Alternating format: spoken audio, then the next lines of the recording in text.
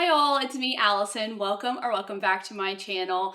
August has officially wrapped up, which means I am here to talk about the 10 books that I read this month. I would say that this month I read a pretty solid mix of books. I really went out of my comfort zone this month and I read a couple genres that I wouldn't typically gravitate towards. And I was pleasantly surprised about how much I actually enjoyed other genres, believe it or not. So today I just want to go through all of those books and give my quick thoughts, but I also wanted to make it a ranking video. So I'm going to be ranking my least favorite read of this month to my absolute favorite. I do want to preface that I did so many reading vlogs this month. I've started to really get into vlogging recently, so I did make a couple of reading vlogs on some of these books that I'm going to mention. So if you want to check those out, be sure to check out my channel. I have plenty of those that you can go through. But now let's get into all the books that I read in the month of August. Starting out with a book that I absolutely loathed this month.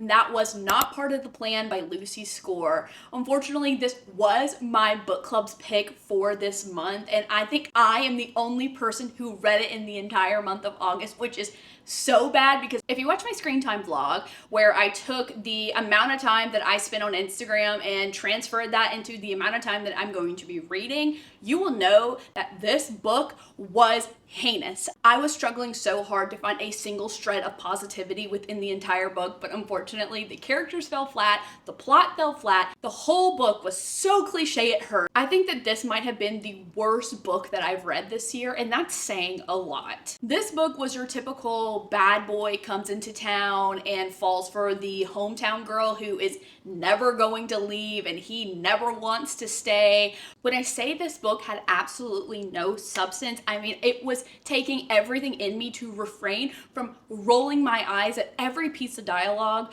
that was distributed in front of my eyes. I hated it. So if you're interested in watching this horrible journey in which I forced myself to read a horrible book, you can check out this reading vlog, but I will give a spoiler that I also did read a 5-star book after this one. So that says a lot. So go ahead and check out that vlog if you want to. My next read was a random audiobook that I picked up because I had nothing else available to me on Libby. So I decided to pick up Reluctantly Yours by Erin Hawkins. And it was just pretty mid. There was nothing special about it. Nothing that really stood out, I guess you could say. This was a fake dating romance in which the workaholic man who only cares about work fake dates his mother's assistant so he can look like a family man in front of one of his clients. Pretty straightforward, nothing really special about it. Honestly, like it was so mid, there's really not much to say. So that's why I kind of ranked it pretty low because it was really unforgettable, unfortunately. Okay, so this one is actually really exciting. So this month I started my journey of reading the entire Harry Potter series for the first time. I'm actually vlogging this entire experience, so that will come out as soon as I finish the series. But I read Harry Potter and the Sorcerer's Stone this month and I really enjoyed it. The only reason that I've ranked this book so low is because I've read this book before, and as you know, the Harry Potter series is geared towards children. Obviously, as they grow older, it becomes more mature, but this first book, they are 11, and so it was like, not that it was hard to get through, but it wasn't my typical read as far as like something I'm super interested in, but I really enjoyed my reread, and I'm excited to finish the series. So don't forget to subscribe if you want to watch my journey reading the entire Harry Potter series all the way through. I will post that probably some point in October, fingers crossed if I can finish the series by then. Coming in at number 7 is Golden Sun by Pierce Brown. So I read the first book in the Red Rising series in July, and I had pretty conflicting feelings. One, I'm not super interested in science fiction, but I heard that these books are really, really good, so I wanted to give it a try. My reading experience with the first book was really hard for me to get through. I couldn't find myself being super interested in the plot until like 75%, but then once it ended, I actually was excited to continue the series. The one thing about this book in particular that is very out of my comfort zone is that it's also a very political book. There's a lot of politics, which I'm not necessarily in love with. I find myself becoming really confused when I'm reading books that are centered around politics.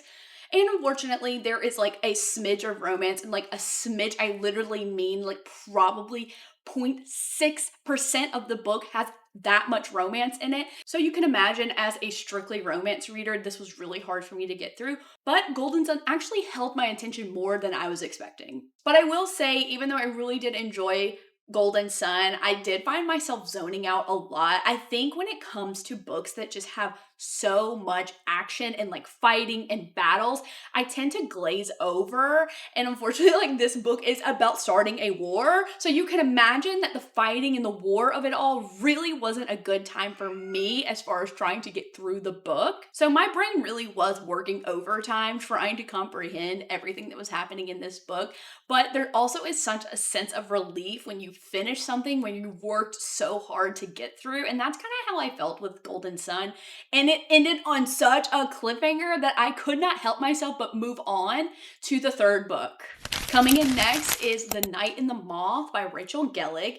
Now, I picked up this book completely blind. If you saw my last reading vlog, I really went into this book with no expectations. I had no idea what it was about. I didn't read the description, so I was really going off vibes, aka the cover. I was pretty impressed, I will say. Now, this is the first book I've ever read by Rachel Gellig. I really didn't know what to expect as far as like writing and vibes, I guess you could say, but I really did enjoy myself. Now, the only thing about this book that really kind of turned me off from it was just, I feel like it didn't have a lot of lead up angst or tension when it came to the romance of it all. Now, don't get me wrong, I did enjoy the romance. I thought it was very sweet, very enduring. I liked both the male main character and the female main character, but something was just missing. I can't tell you what it was. There was just something missing. This book also had a lot of plot twists that were very predictable. Like, you could see it from a mile away. And it felt like towards the end, it got really rushed. Like, this whole book was this journey of this girl trying to make amends for the torture that she has endured her entire life. And then when she gets to the point where she is defeating the person who tortured her, it lasted 2 seconds. It didn't feel like an epic ending to a pretty epic fantasy, I would say. I did enjoy it, and I am excited to go into the next one. I feel like maybe this might be a series where book 1 is like, oh, okay, and then book 2 is where really all the action happens. So I'm excited to dive back into that once the second book comes out. Unfortunately, it did land at a 3.5 stars for me. The next book I read was Accomplice to the Villain, which is the third book in the Assistant to the Villain series. Now, this series to me is just so heartwarming and special. I feel like it is like a warm hug every single time I pick up one of these books. Every single character is so lovable. The plot is so fun. There's so many comedic characters that really just take the edge off of like the high stakes fantasy of it all. I absolutely love it. And not to mention that this is the slowest burn you could ever imagine between a villain and his assistant, okay? I cannot tell you how long I have waited for these two to confess that they have feelings for each other, and they finally did it in this third book. But of course, there's always something that is going to tear them apart. So I'm excited for book 4 so I can see how all of this plays out, and hopefully they have a happily ever after. And the fun thing about this book is that it's also going to be made into a TV series. This is the perfect series to do that with. It is so funny. It kind of gives off like The Office vibes, but like in a castle with a villain with magic and dragons and such. So I am excited to see how that's gonna play out, but I will say that this was one of my top reads for this month. All right, so this next one, I had the longest Libby hold imaginable so that I can finally get this audiobook, and I was finally graced with it this month in August, and that is The Favorite by Lane Fargo.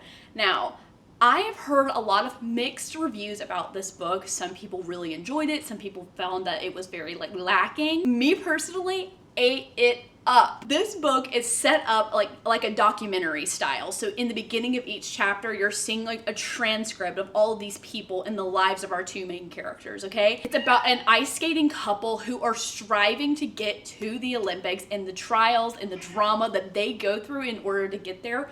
It is so chef's kiss. I cannot even begin to explain how good this was, and the audiobook was literally off the charts. I cannot stress this enough. If you want to read this, I suggest listening to the audio. It was so good. I will say though, if you're an anxious reader and a lot of drama like stresses you out, maybe this is not the book for you. There was drama at every single turn. If you're looking for a cozy little romance, like, this is not the place for you. But if you want drama and love and obsession and ice skating, this is the book for you.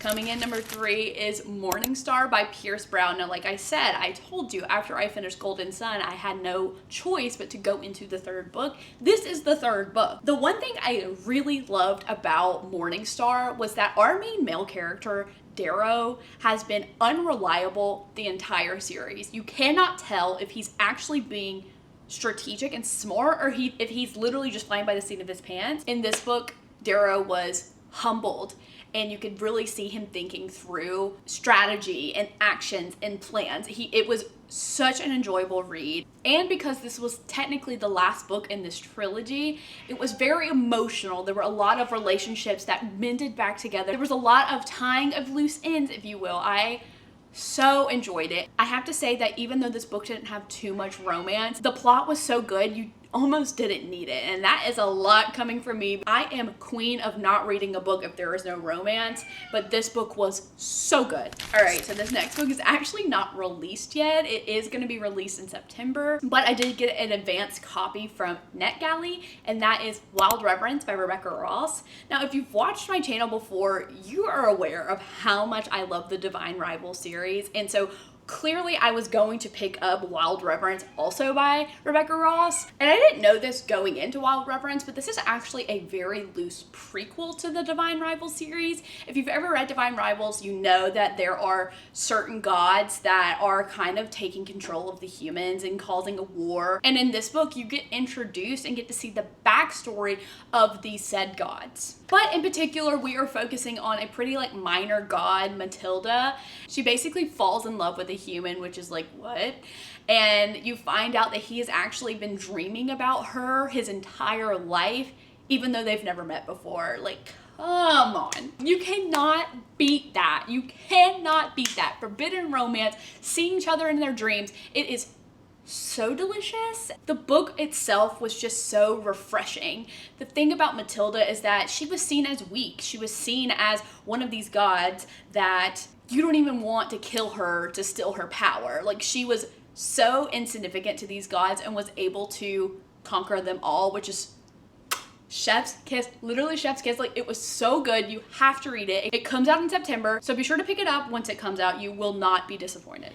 And lastly, my top read for the month of August, a book that had me dry heaving, sobbing in my car, Atmosphere by Taylor Jenkins Reid. This is the first book that I've ever read by Taylor Jenkins Reid. I have heard wonderful things. I've heard how great she is, and I've seen a lot of great reviews on this book. Every review I saw on my Goodreads for this book was a 5-star. This book is about our main female character, Joan, as she is aspiring to become an astronaut and to go into space in the 1980s. To give you some context, this was around one of the first times that they were ever allowing women to go into NASA and to go into space. So this was a really big deal for Joan to get into this program and have an opportunity to go into space. This book was about breaking barriers as a woman in a male-dominating field, balancing your family, balancing your life, balancing your personal identity, and finding home in those you least expect. It was a 5-star read. It was beautiful. There was not a single flaw in this book. I cannot stress this enough. Sobbing in my car, driving to work, unable to see the road in front of me because it was that good. Well guys, that is a wrap on all the books that I read in the month of August. If you've read any of these books or have any suggestions based on these books, please leave a comment down below. I would love to add some more things to my TBR as if it's not long enough. If you enjoyed hanging out with me today, be sure to give this video a thumbs up, like, and subscribe if you don't mind. I'll leave social media links down below. I have Instagram, I have TikTok, I have Goodreads, I have my podcast, so be sure to check those out as well. But for now, bye guys!